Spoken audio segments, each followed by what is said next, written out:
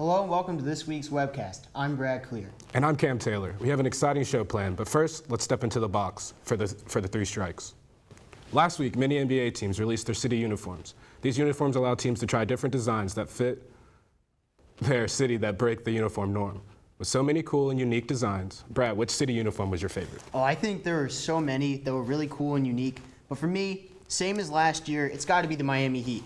Last year's when they had that white, pink, and blue Miami Vice, I thought it was probably the coolest uniform I'd ever seen. They put it out there this year in black, so the turquoise and pink pops. They have a court to go with it that has the black, the neon, the pink and the turquoise.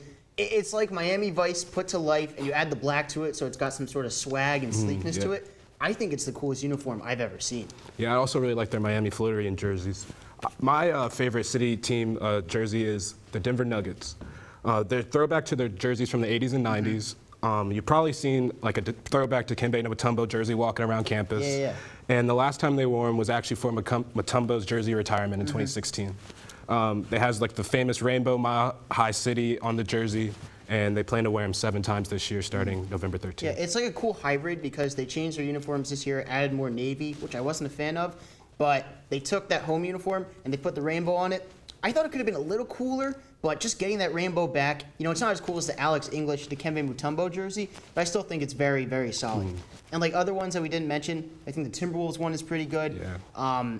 I think like that Prince sort of tribute in Minnesota, I think it's super cool. The Sixers one is like the one that I'm a little wishy-washy about, with that gray on gray Rocky, but I think another interesting uniform is the Milwaukee Bucks. It kind of looks like a McDonald's uniform, kind of very interesting.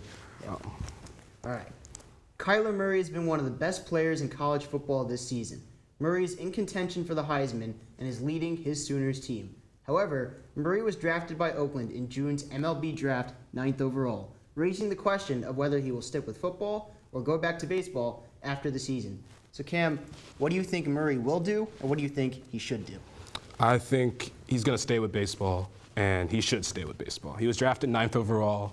He has about $4.7 million on the table. There's really no reason to walk away from it. He's an undersized quarterback. He's under 6 feet tall, and he could just have a longer, less injury play career in the MLB. I would have to agree because I look at Kyler Murray, and as good as he's been this year in a football sense, he kind of strikes me as the type of quarterback who can thrive in college, but that won't translate to the pros because of his size. And it just seems to be a very college style of play with being a dual threat, kind of like what Lamar Jackson was to a lesser extent. And like you said, $4.6 million signing bonus. He only had 1 year, like really a prominent college baseball play, but in baseball, the average salaries are higher. You're not going to have an injury play career like you will in football. There's no guarantee he makes it in football, and there's a guarantee he gets $4.6 million from Oakland if he goes to baseball after the season. So for me, I don't think it's a question that he should go play baseball. And like speaking of like those kind of college quarterbacks, you also don't know if it's like a system quarterback because Baker Mayfield put up very similar numbers the past 2 seasons, and you just don't know if it's you throw someone else out there, maybe they're putting up the same numbers. And for all we know, maybe he is a comparable level quarterback to Baker Mayfield. That's lofty shoes to put him in, but he might be that. But I would play it safe, go to the baseball diamond. Do you think, though, like looking at him with the Heisman, though, do you think he's going to catch Tua, or do you think he's sticking that second spot? I think he's got the second spot locked up right now. I think it's him and Tua right now, with Will Greer kind of coming from behind them, but I don't think he's catching Tua. Yeah, neither do I. Bryce Harper and Manny Machado are 2 of the top players in the MLB today.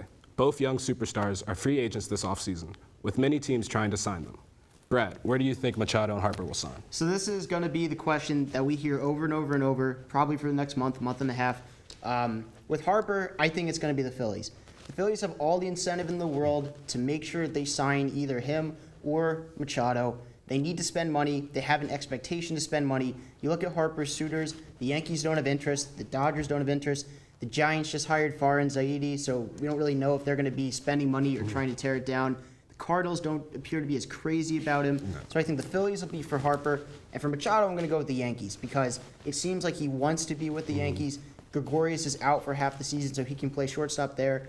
And regardless of what the Yankees say about that they prioritize pitching when anything else is offseason, Machado is 26 years old. He fills a need. He can move Andujar first base. You can trade Andujar for a pitcher. So I think Machado, Yankees, Harper, Phillies. I'm going to agree with you on Machado. I think just adding another superstar, it's a big market, it's NYC, and it's just the historic Yankees franchise also. I think Machado wants to go to a bigger, like more historic team and have a chance to win titles. And for Harper, I think, I'm actually going to disagree with you. I think the Dodgers. I think they have big money, it's a big market, and it's a bigger platform. It's Los Angeles. It could give Harper more, even though he has a ton of endorsements, but even more endorsement promotion opportunities out in LA. And that's Southern closer California. also. He's from Las Vegas. It's closer to there. I just think for me, you know, it's going to be very interesting to see where they end up, how much they get from whatever team in terms of years and length. So it'll be really interesting to see where these two guys end up. Well, that's all for the 3 strikes. Coming up next, I'll be joined by Louise to discuss minor league names. Stay tuned.